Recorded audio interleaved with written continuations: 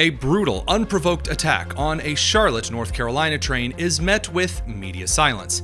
President Trump warns foreign manufacturers after a major illegal immigration raid at a Hyundai facility in Georgia, and Senate Majority Leader John Thune prepares to go nuclear over a huge swath of Trump nominees. I'm Tony Kinnett, host of the Daily Signal's Tony Kinnett Cast, syndicated nationally at 7 p.m. Eastern.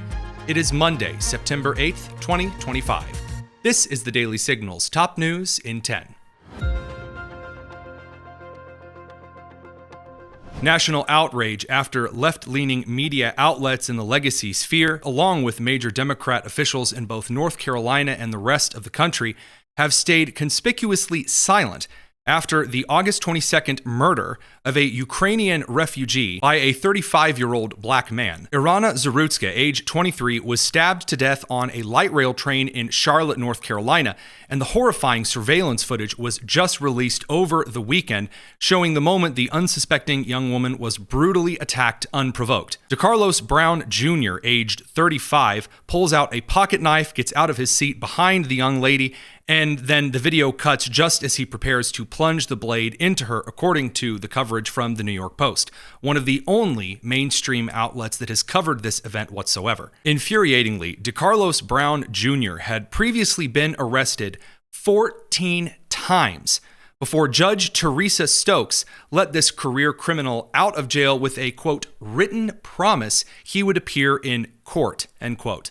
As a reminder, in the case of veteran Daniel Penny coming to the defense of an individual on the New York City subway and ending up preventing a homeless individual from attacking others on the train, leading to the death of the man that Daniel Penny had put in the chokehold, every major media outlet around the country was covering that story within hours of that situation occurring, and then covered that through Daniel Penny's arrest until he was later let off. As of the time we are recording the top news in 10, right now 8:25 Eastern on Sunday evening, September the 7th, the New York Times, the Washington Post, CNN, MSNBC, NPR, USA Today, Reuters, Axios, ABC News, and PBS have not covered the situation regarding the murder in Charlotte, despite covering the Daniel Penny story the day it occurred. This has been covered by the New York Post 2 weeks ago and then again updated today. Additional outrage, however, has come after some of the horrible statements and surrounding cultural narratives during this entire event of the video being released. A statement by Charlotte's Democrat Mayor Vi Lyles is receiving considerable scorn for suggesting that the city of Charlotte cannot, quote, arrest our way out of issues, end quote, and failed to mention the victim, Irana Zarutska, at all, appearing to show more concern for the murderer's homeless status. Additionally, thousands are reported to be actively canceling their Netflix subscriptions over Netflix concurrently running an advertisement encouraging people of the black and brown persuasion, whatever brown means in that particular instance, to avoid white people on public transportation. While there's no evidence that this particular ad has anything to do with the murder in Charlotte on the 22nd, it does fit a common cultural theme of those on the perhaps more media left coastal side of things treating instances of violence one way in the media. We'll talk about this more on the Tony Kinnett Cast later this evening. And after a major law enforcement raid by the Department of Homeland Security, the Department of Justice, and the Bureau of Alcohol, Tobacco, and Firearms of the Hyundai battery facility in Savannah, Georgia, in which 475 illegal immigrants or suspected illegal immigrants were detained by federal forces in the largest immigration raid in the United States history, a couple of revelations have resulted in what may be a shift in U.S. manufacturing policy. First of all, this is the facility in which the Biden administration facilitated $2.1 billion in tax breaks and other incentives to the Hyundai Motor Group after the South Korean automaker and partner had announced an investing plan of $2 billion at that particular electric vehicle complex during the Biden administration. Additionally, President Trump released a statement yesterday evening saying, quote, following the immigration enforcement operation on the Hyundai battery plant in Georgia, I am hereby calling on all foreign companies investing in the United States to please respect our nation's immigration laws. Your investments are welcome, and we encourage you to, in all caps, legally Bring your very smart people with great technical talent to build world-class products, and we will make it quickly and legally possible for you to do so. What we ask in return is that you hire and train American workers.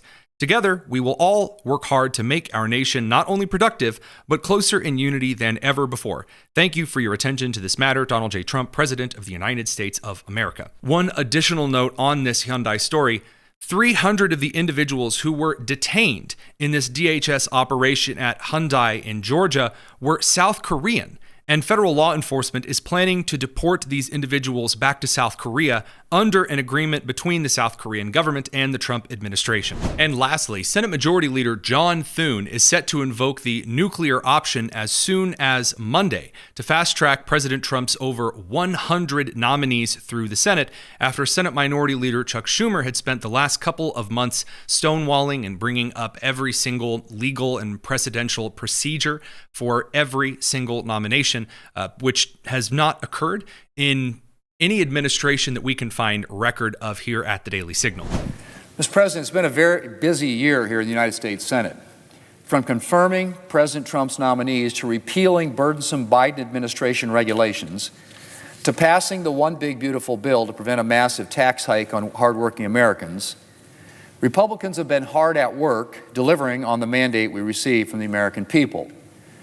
The Senate has taken so far 499 votes this year, more than in any Congress at this point in the last 35 plus years. In fact, we've taken more votes in 2025 already in 8 months than the Senate has taken in a full 12 months for most, all but 2 of the past 36 years. But we have a lot more work to do, and we're going to get it done. That starts this week with consideration of the National Defense Authorization Act, one of the most important pieces of legislation that we consider every year. That will be followed by continued appropriations work so that we can get the government funded by the September 30th deadline.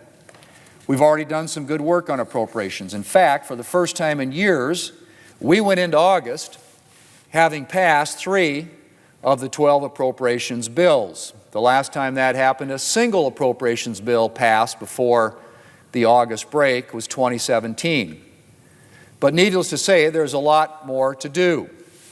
And I hope, Mr. President, that our Democrat colleagues will resist the calls from within for a shutdown and work with us to fund the government.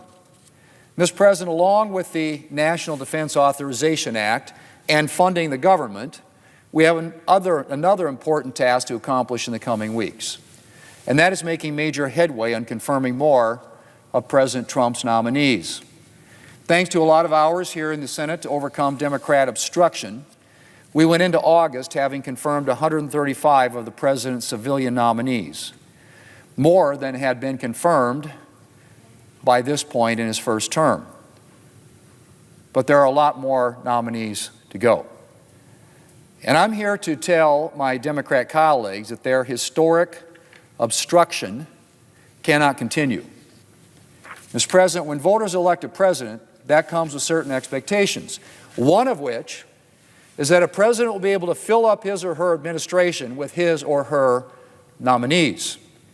And historically, the Senate has reflected that by confirming most of a president's civilian nominees by unanimous consent or voice vote, which means without obstruction, blocking. President George H.W. Bush had 98% of his civilian nominees confirmed by unanimous consent or voice vote here in the Senate. So did President Clinton. President George W. Bush and President Obama both had 90% of their civilian nominees confirmed by unanimous consent or voice vote. But things changed during the first Trump administration. Democrats started obstructing nominees according to comments provided to the Daily Caller News Foundation from an aide in the senior Republican leadership over at the Senate, this particular nuclear option would allow for the simultaneous confirmation of lower-level executive branch nominees. Now, according to the DCNF article, quote, Thune has warned since July that Republicans would move to reform the upper chamber rules to circumvent Democrats' nomination blockade if Schumer did not agree to speed up the confirmation process, end quote. Now, also, according to the article, a little asterisk as might be, quote, the proposed rule change is also expected to exempt judges and cabinet-level nominees. It's unclear, according to this article, whether Senate Republicans will allow executive branch nominees from multiple committees to be confirmed in one grouping. Before you go, head down to the description and make sure you're subscribed to the Tony Kinnett Cast. And we'll see you tonight at 7 p.m. for a roundup of the day's news and nonsense and a couple of updates on these developing stories. It's going to be a busy week, and you're going to want to spend it with us. I'm Tony Kinnett, and this has been the Daily Signal's Top News in 10. Take care.